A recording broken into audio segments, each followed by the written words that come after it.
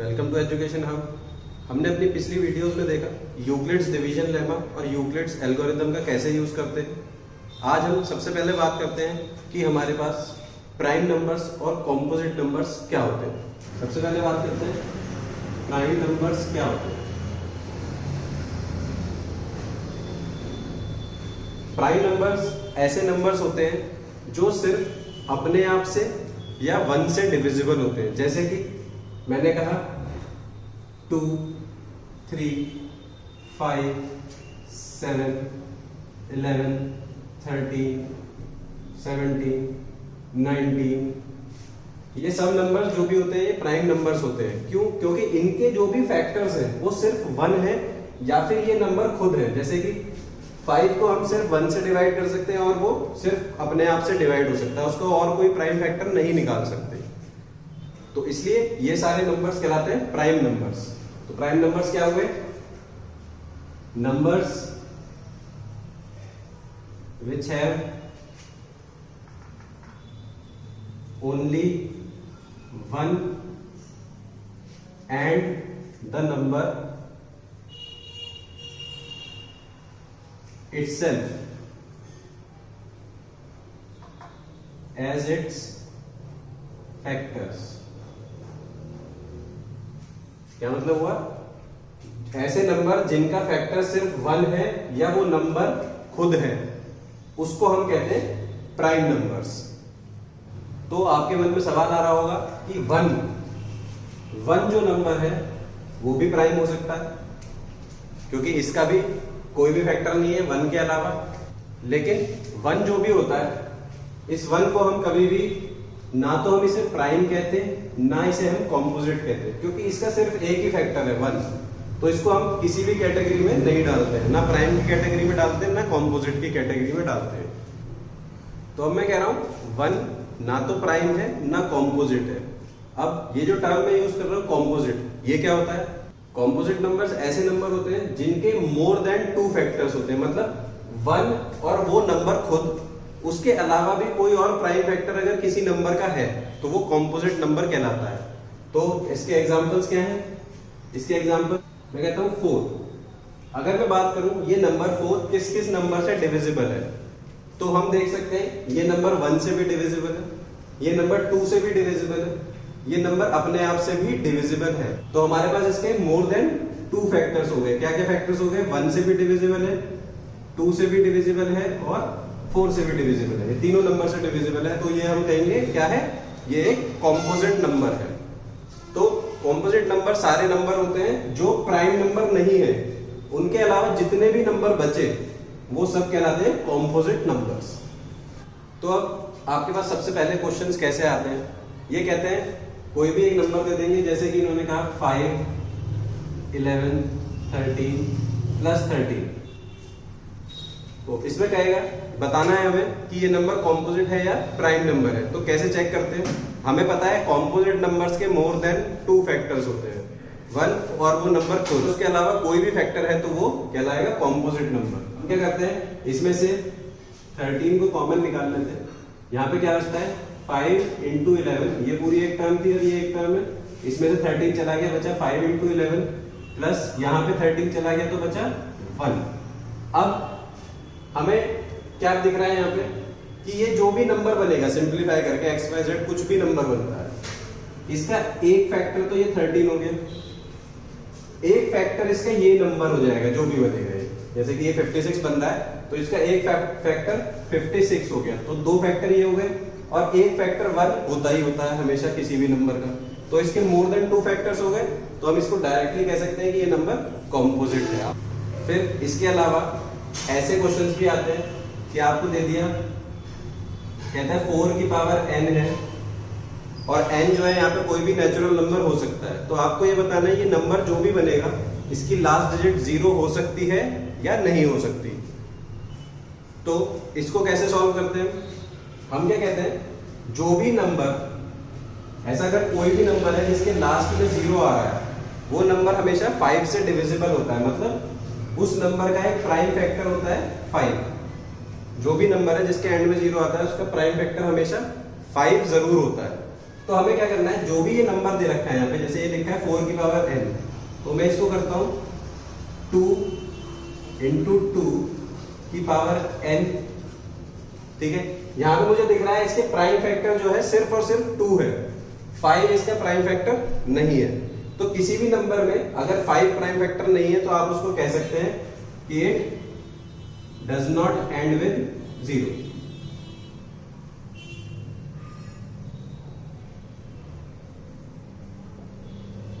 कोई भी नंबर जिसका प्राइम फैक्टर 5 नहीं है वो कभी भी 0 से ऐड नहीं हो सकता। अब क्या है, अब हमें दे रखे हैं इन्होंने दो नंबर्स 126 और 156।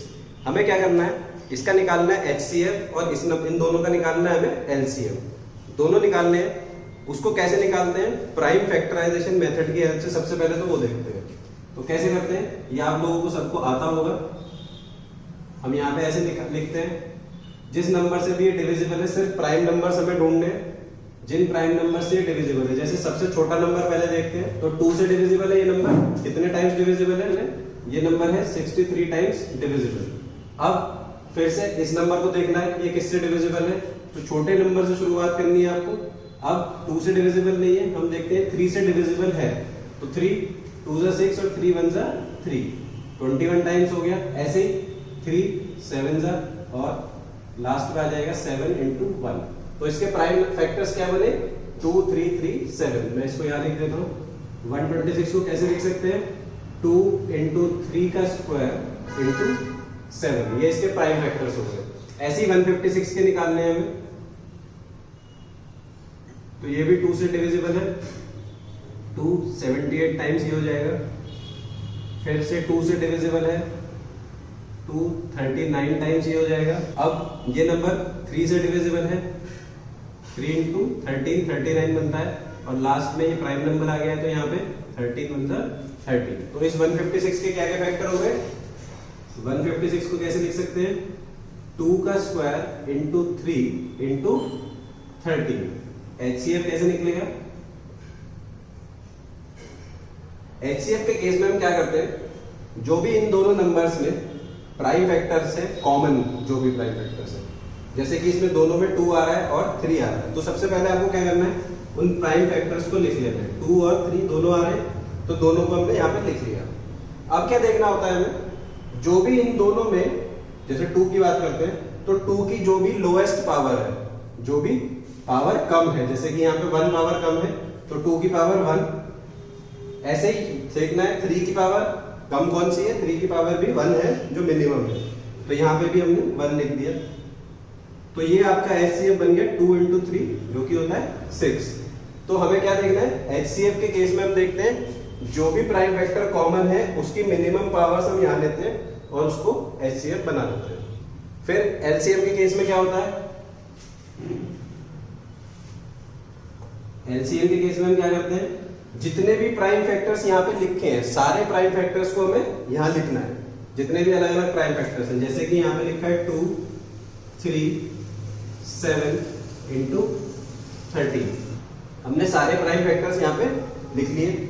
अब क्या करना है, 2 सबसे पहला प्राइम फैक्टर है 2, हमें क्या देखना है, 2 की जो भी हाईएस्ट पावर है वो यहाँ पे हमें लेनी है, तो 2 की हाईएस्ट पावर है 2। ऐसी 3 की हाईएस्ट पावर है 2, 7 और 13 की दोनों की 1, तो इनको मल्टीप्लाई करके जो आएगा 3276, ये इसका LCM हो जाएगा हमारा। तो इस तरीके से प्राइम फैक्टराइजेशन के मेथड से HCF और LCM आप लोगों को निकालने हैं। इसके बाद हमारे पास एक आइडेंटिटी आती है, अगर हमने कहा किसी भी दो नंबर का HCF A और B का, जैसे कोई भी दो नंबर है A और B, अगर उनका HCF निकालते हैं और उनका LCM लेते हैं, किसी भी दो नंबर A और B का LCM और HCF दोनों लिया और उनको हमने अगर मल्टीप्लाई करा, तो वो हमारे उन दोनों नंबरों के मल्टीपल के इक्वल बनते हैं जिनका आपने HCF और LCM निकाला है। जैसे कि इस क्वेश्चन की बात अगर मैं करूं, तो HCF into LCM 6 into 3 2 7 6, 6 into 3 2 7 6, ये किसके इक्वल बनेगा, ये बनेगा जो दो नंबर थे आपके 126 और 156 के मल्टीपल के इक्वल बनेगा।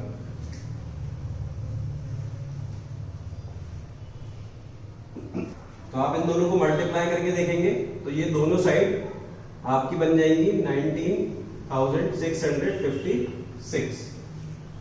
तो आप लोग अब इस आइडेंटिटी का यूज भी कर सकते हैं क्वेश्चंस में। अगर आपको HCF या LCM दे रखा है और दो नंबर में से कोई भी एक नंबर मिसिंग है तो आप दूसरे नंबर को निकाल सकते हैं, या फिर इन चारों में से कोई भी एक चीज मिसिंग है तो आप उस फोर्थ चीज को निकाल सकते हो इस आइडेंटिटी की हेल्प से। तो इसके बाद अब आती है वर्ड प्रॉब्लम्स। वर्ड प्रॉब्लम्स में आपको क्या निकालना है, कब HCF निकालना है, कब LCM निकालना है, उसको हमें देखना पड़ता है। 90% ऑफ द क्वेश्चन में क्या होता है कि जब भी उसने कहा लार्जेस्ट, ग्रेटेस्ट, हाईएस्ट, इन केसेस में हम निकालते हैं HCF। अगर वो कुछ भी कभी भी कह रहा है लार्जेस्ट, ग्रेटेस्ट, हाईएस्ट या कोई भी और सिनोनिम इसका, तो हमें निकालना है HCF। ऐसे ही अगर वो कहता है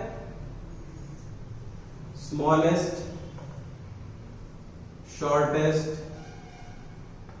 या कोई भी इस तरीके का वर्ड वो कहता है तो उस केस में आपको निकालना है LCM। जितने भी नंबर्स दे रखे हैं उनका LCM या HCF इन केसेस में आपको निकालना है। तो 90% ऑफ द क्वेश्चन आपके ऐसे ही सॉल्व हो जाएंगे। तो अब हम देखते हैं एक वर्ड प्रॉब्लम।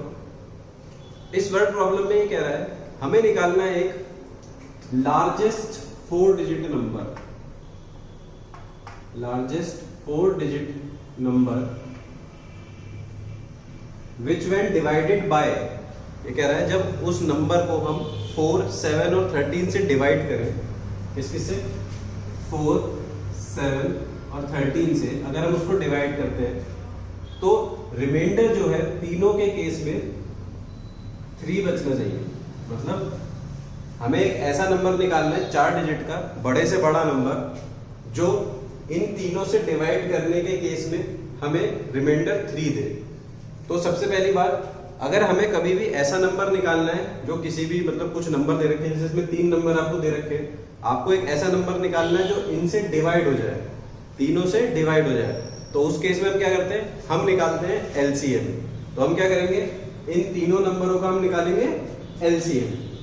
तो तीनों का LCM क्या होगा, तो ये तीनों कोप्राइम नंबर्स हैं तो इनका जो LCM होगा वो सिंपल इनका मल्टीपल हो जाएगा। तो तीनों का मल्टीपल हमारा क्या बनता है, ये बनता है 364।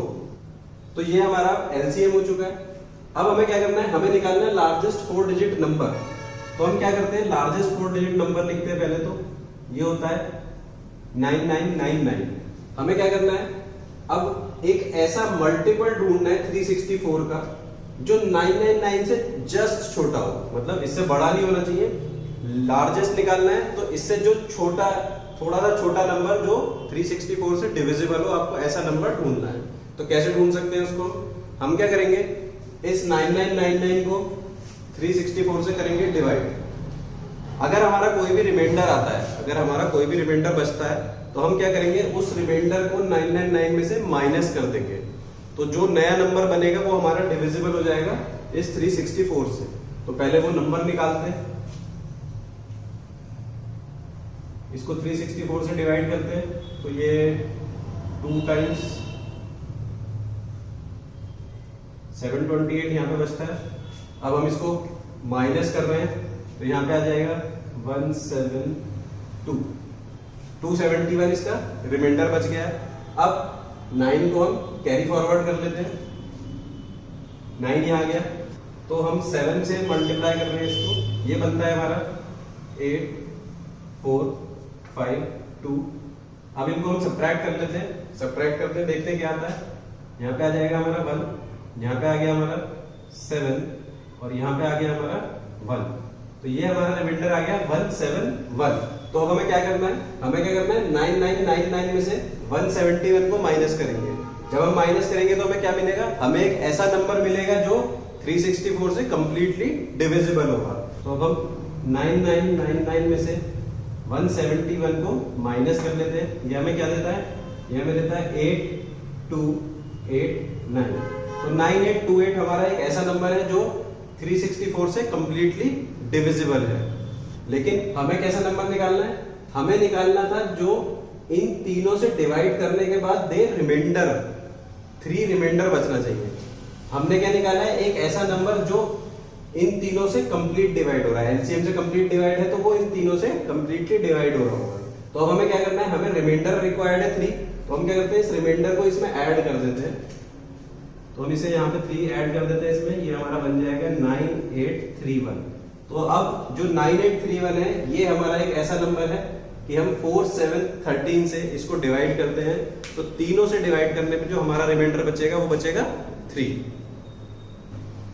तो ये एक अलग तरीके का क्वेश्चन था, इसलिए इसको मैंने इस वीडियो में इंक्लूड करा है। बाकी क्वेश्चंस 90% जो मैंने बताया, एलसीएम और एचसीएफ कैसे निकालना है, जब भी लार्जेस्ट है तो एचसीएफ, अगर स्मॉलेस्ट कह रहा है तो एलसीएम आपको निकालना है। 90% ऑफ द क्वेश्चन वैसे ही हो जाएंगे। तो आज के लिए बस इतना ही। अगर ये वीडियो आपको पसंद आई हो तो प्लीज इसे लाइक करें, सब्सक्राइब करें और शेयर करें।